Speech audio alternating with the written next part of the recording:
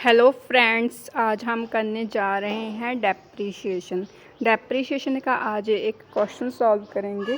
ठीक है, डेप्रीशिएशन को सॉल्व करने के काफ़ी सारे मेथड होते हैं, जैसे कि स्ट्रेट लाइन मेथड और डिमिनिशिंग बैलेंस मेथड। आज हम करेंगे स्ट्रेट लाइन मेथड।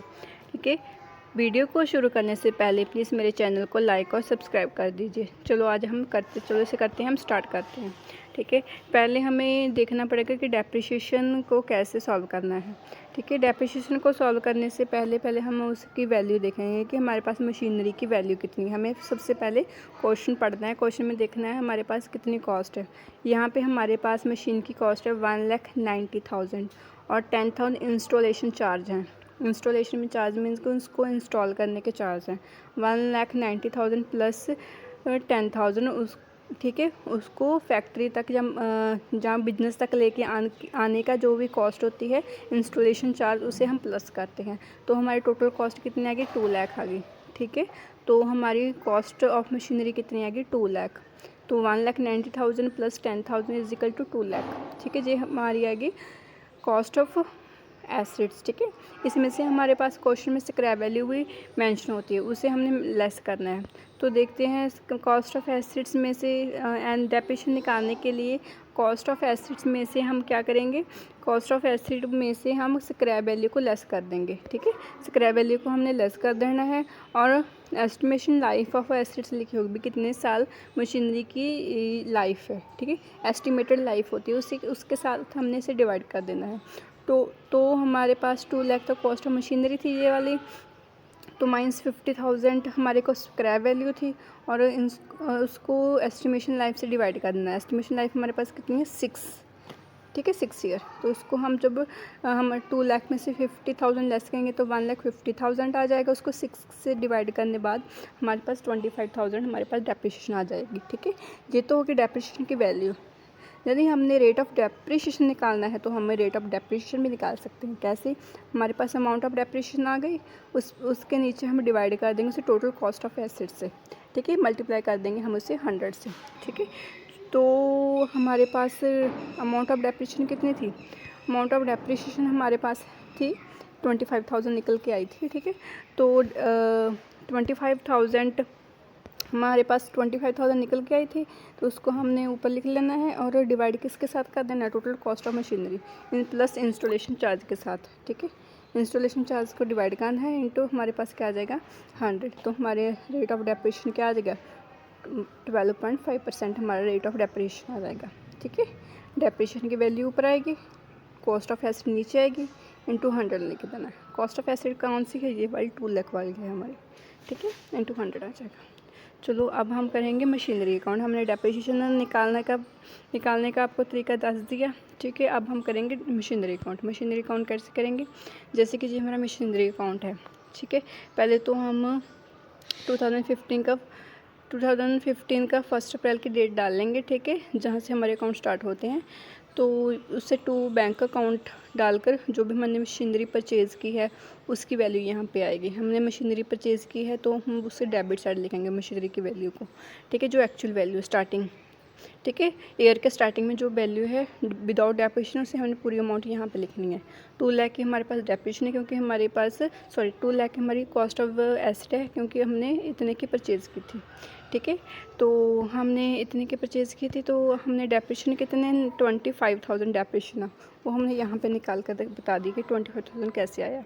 ठीक है, तो हम अब 25,000 तो हमारा डेप्रीशिएशन लग गया, मीन्स इतनी तो हमारी वो यूज़ हो चुकी है उसकी वैल्यू। ठीक है, साल के बाद तो 2 लाख उसकी वैल्यू नहीं रहेगी, उसके चलाने का कुछ घिसावट होती है, वो होगी 25,000 की।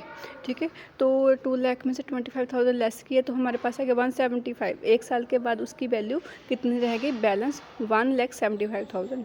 तो नेक्स्ट ईयर उसकी वैल्यू मशीनरी की 2 लाख नहीं रहेगी क्योंकि उसने एक साल उसने चलाया भी तो है, बिजनेसमैन ने चलाया तो उसकी वैल्यू लेस हुई है। जो यूज़ करने से वैल्यू डिक्रीज़ होती है ऐसे कि उसे डेप्रीशिएशन कहते हैं। तो हमारे पास कितनी डिक्रीज़ हुई, 25,000।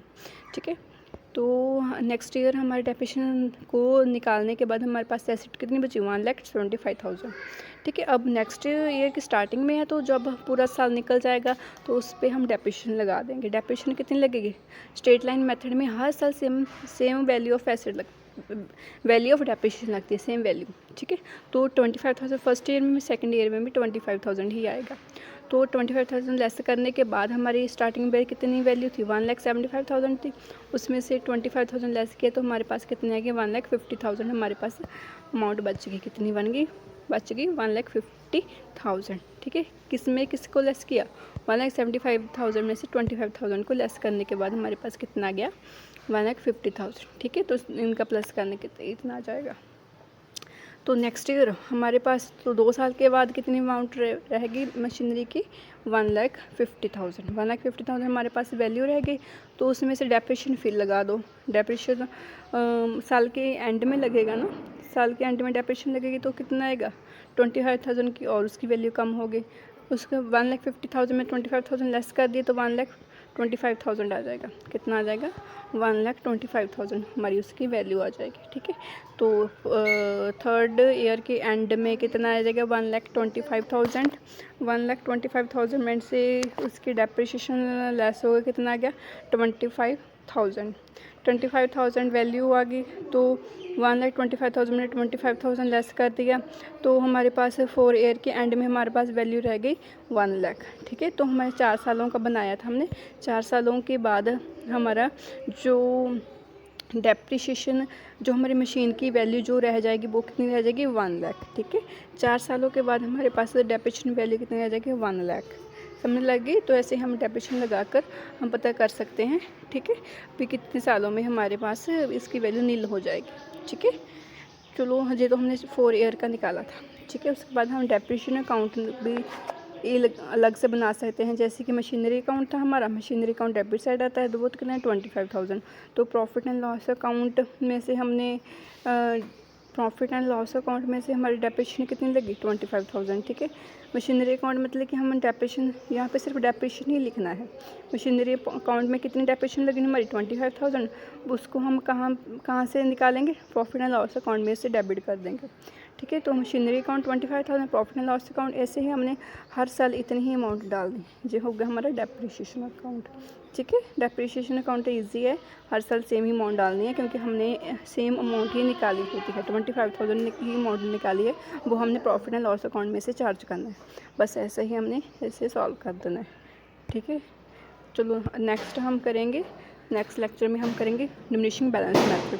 तो आज के इस वीडियो को देखने के बाद आपको कैसा लगा, तो प्लीज़ लाइक और सब्सक्राइब कीजिए। Thank you.